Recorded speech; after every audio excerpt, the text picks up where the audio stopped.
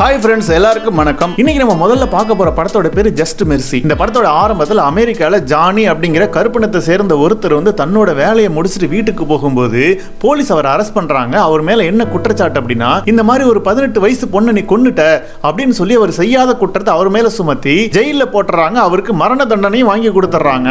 இப்ப அப்படியே கட் பண்ணோம்னா பிரைன் அப்படின்னு சொல்லிட்டு ஒரு யங் லாயரை காட்டுறாங்க. அவர் லா ஸ்கூல்ல படிச்சுட்டு இருப்பாரு. அவர் தன்னோட லா ஸ்கூல்ல ஒரு ப்ராஜெக்ட்டுக்காக மரண தண்டனை வாங்கிட்டு ஜெயில இருப்பாங்க பாத்தீங்களா, அதாவது அடுத்து அவங்க சாக போறாங்க அப்படிங்கிற நிலைமையில இருக்கிற ஒரு கைதியை போய் மீட் பண்றாரு. அந்த கைதிக்கு பாத்தீங்கன்னா ரொம்ப சின்ன வயசு தான், அதாவது இவரோட வயசுக்கு ஈக்குவலா தான் இருக்கும். அவன் சொல்றதெல்லாம் கேட்டு ரொம்ப அதிர்ச்சி ஆகுறாரு. இப்ப அப்படியே கட் பண்ணா அவர் லா ஸ்கூல்ல முடிச்சாரு. அம்மா கிட்ட நான் இந்த மாதிரி செய்யாத குற்றத்துக்கு மரண தண்டனை வாங்கிக்கிட்டு ஜெயில இருக்காங்க பாத்தீங்களா, அவங்களுக்காக நான் போராட போறேன், அவங்களோட கேஸை எடுத்து அவங்க எந்த குற்றமும் செய்யல அப்படின்னு சொல்லி அவங்களை விடுவிக்க போறேன் அப்படின்னு அம்மா கிட்ட சொல்லும்போது அம்மா பயப்படுறாங்க.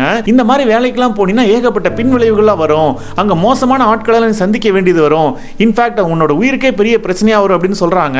அப்பதான் அவர் அம்மா கிட்ட, இல்ல நான் ஒரு பையனை பார்த்தேன், அந்த பையன் பாத்தீங்கன்னா ஆல்மோஸ்ட் என்னோட வயசு தான் இருக்கும், அவன் எந்த தப்புமையும் பண்ணல, என்ன மாதிரி அவனும் படிச்சு ஒரு நல்ல நிலைமைக்கு வந்திருக்கலாம், ஆனா அவன் ஜெயில மாட்டிக்கிட்டான், நான் இதை தான் பண்ண போறேன் அப்படின்னு ரொம்ப தீர்மானமா சொன்னோன்னே அம்மாவுக்கு ஒரு வழி இல்ல, அவன் முடிவுக்கு சம்மதிக்கிறாங்க. இப்ப நம்ம ஹீரோ என்ன பண்றான்னு, இந்த மாதிரி செய்யாத குற்றத்துக்கு மரண தண்டனை வாங்கிக்கிட்டு ஜெயில இருக்காங்களா அவங்களெல்லாம் மீட் பண்றாரு. அப்படி மீட் பண்ணும்போது இந்த படத்தோட ஆரம்பத்தில் ஜானின்னு ஒருத்தர் அரெஸ்ட் பண்ணாங்கல்ல, அவரையும் பாக்குறாரு. இப்ப நம்ம ஹீரோ அவரோட கேஸை கையில் எடுத்து அந்த கொலையை அவர் பண்ணவே இல்லை அப்படின்னு சொல்லி நிரூபிக்க ட்ரை பண்றாரு.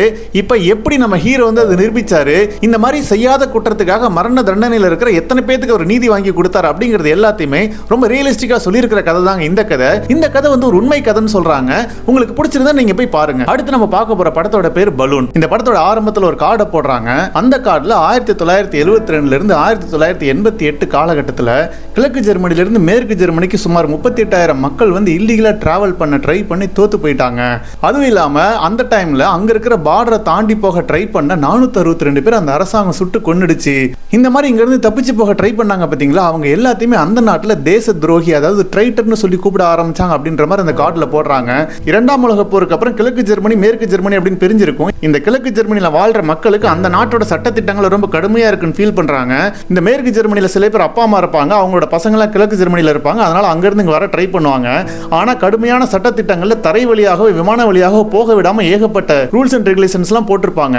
இப்ப இந்த டைம்ல இங்க இருக்கிற ரெண்டு ஃபேமிலி எப்படியாவது நம்ம கிழக்கு ஜெர்மனில இருந்து மேற்கு ஜெர்மனிக்கு போகணும் அப்படின்னு முடிவு பண்றாங்க. ஆனா நான் ஏற்கனவே சொன்ன மாதிரி அவங்களால தரை வழியாகவோ விமான வழியாகவோ போக முடியாது. இப்படி இருக்கிறப்ப அவங்க ஒரு ஐடியா பண்றாங்க. என்ன ஐடியானா, ஒரு பெரிய ராட்சச சைஸ்ல இருக்கிற ஒரு பலூனை உருவாக்குறாங்க. அந்த பலூனை பல வருஷமா அவங்க யாருக்குமே தெரியாம ரெடி பண்றாங்க. அதுல அந்த ரெண்டு ஃபேமிலியில் இருக்கிற 8 பேர் ஏறி உட்காந்துக்கிட்டோம் அப்படின்னா கரெக்டா கிழக்கு ஜெர்மனில இருந்து மேற்கு ஜெர்மனிக்கு விண்டு சாதகமா இருக்கும் பாத்தீங்களா, அதாவது இங்க இருந்து அந்த பக்கம் காத்து அடிக்கும் போது பலூன் மேல போயிடுச்சு அப்படின்னா மேகங்களுக்கு நடுவில் மறைஞ்சிரும். அந்த போலீஸ் அவங்களை தேடிட்டு இருப்பாங்க, அந்த ரேடார்ல கூட மாட்ட மாட்டாங்க. கிட்டத்தட்ட ஒரு 45 நிமிஷம் மேல அப்படியே பறந்தோம் அப்படின்னா அந்த காத்து கொண்டு போயிட்டு அவங்கள மேற்கு ஜெர்மனியில விட்டுரும். அப்படியே அங்க லேண்ட் ஆகி அங்க இருந்து தப்பிச்சு போயிடலாம் அப்படின்னு பிளான் பண்றாங்க. அப்படி போக ட்ரை பண்ண அந்த ஃபேமிலி கிழக்கு ஜெர்மனில இருந்து மேற்கு ஜெர்மனிக்கு போனாங்களா இல்லையா, அப்படி போகும்போது அவங்க மாட்டிக்கிட்டாங்களா, அப்படி மாட்டிக்கிட்டாங்கன்னா அவங்களுக்கு என்ன நடக்கும், இது எல்லாத்தையும் ரொம்ப இன்ட்ரெஸ்டிங்கா சொல்லியிருக்கிற கதை தாங்க இந்த கதை. அடுத்து நம்ம பார்க்க போற படத்தோட பேரு தி பரியல். இந்த படத்தோட ஆரம்பத்திலே நம்ம ஹீரோ ஒரு பெரிய லாயர்னு காட்டுறாங்க. அதாவது அவர் ஒரு கேஸ்ல இறங்குனா கண்டிப்பா அவருக்கு தான் வெற்றி அப்படின்ற மாதிரி ஒரு லாயர்னு காட்டுறாங்க. அதே நேரம் அமெரிக்கால இருக்கிற ஒரு சின்ன பிசினஸ்மேனுக்கு ஒரு பிரச்சனை வருது.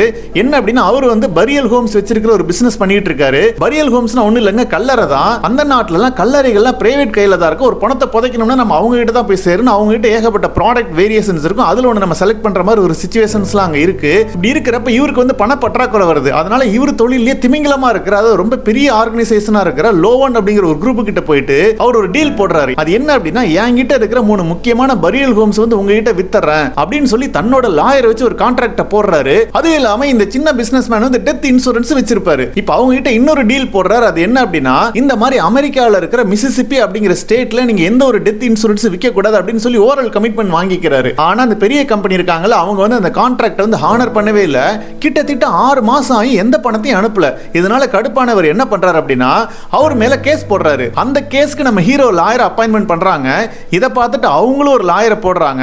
இப்ப இந்த கேஸ்ல என்ன நடக்குது அப்படின்னா, நம்ம ஹீரோ சைடு இருக்கிற அந்த சின்ன கம்பெனி செம்மையா மாட்டிக்கிறாங்க. ஒரு கட்டத்துல இந்த கேஸை நம்ம டிராப் பண்ணிடலாம் அப்படின்னு சொல்லி ஒரு முடிவு பண்ணும்போது அப்போ நம்ம ஹீரோக்கு ஒரு பெரிய பிரேக் த்ரூ கிடைக்குது. அந்த கேஸ்ல இவங்க ஜெயிச்சாங்களா இல்லையா, இவங்களுக்கு எவ்வளவு நஷ்டஈடு கிடைச்சது அப்படிங்கிறது எல்லாத்தையும் ரொம்ப விறுவிறுப்பான திரைக்கதையில சொல்லி இருக்கிற கதை தாங்க இந்த கதை. இந்த கதையில ரொம்ப எமோஷனலான ஒரு ஃபேக்டர் இருக்கும். என்ன அப்படின்னா, இறந்ததுக்கு அப்புறம் அவங்களை புதைக்கிறதுக்கு ஏகப்பட்ட ஏகப்பட்ட வேரியேஷன்ஸ்ல ப்ராடக்ட் வச்சிருப்பாங்க. அதுலயும் பாத்தீங்கன்னா ரொம்ப காசு இல்லாதவங்கலாம் அவங்க உடல்ல புதைச்சிட்டு மேல ஹெட் ஸ்டோன்ல இல்லாத மாதிரி ஆயிடும். ரெண்டாவது பாத்தீங்கன்னா அவங்க இறந்ததுக்கு அப்புறம் இவங்க வாங்கின அந்த ப்ராடக்ட்டோட விலையை ஏத்திடுவாங்க. அப்ப என்ன சொல்லுவாங்க அப்படின்னா, நீங்க ஒரு பக்கம் காசு ரெடி பண்ணி எடுத்துட்டு வாங்க, அது வரைக்கும் இந்த பாடியை நாங்க ஐஸ்ல வச்சிருப்போம் அப்படின்னு சொல்லுவாங்க. யோசிச்சு பாருங்க, இந்த மாதிரி நிலைமை வரும்போது எப்படி இருக்கும். இந்த சூழ்நிலையில ஒரு கம்பெனி வந்து இவங்க கிட்ட இருந்து காசு பறிக்கிறாங்க அப்படிங்கறத ஒரு மிகப்பெரிய ஒரு விஷயமா இந்த படத்துல வந்திருக்கும். இப்போ இந்த 3 படத்துல எந்த படத்தோட கதையை நம்ம ஃபுல் ஸ்டோரியா சொல்லலாம் அப்படிங்கறது எல்லாத்தையும் நீங்க கமெண்ட்ல போடுங்க. இந்த வீடியோ உங்களுக்கு பிடிச்சிருந்துச்சுன்னா லைக் பண்ணுங்க, உங்க கருத்துக்களை கமெண்ட்ல போடுங்க.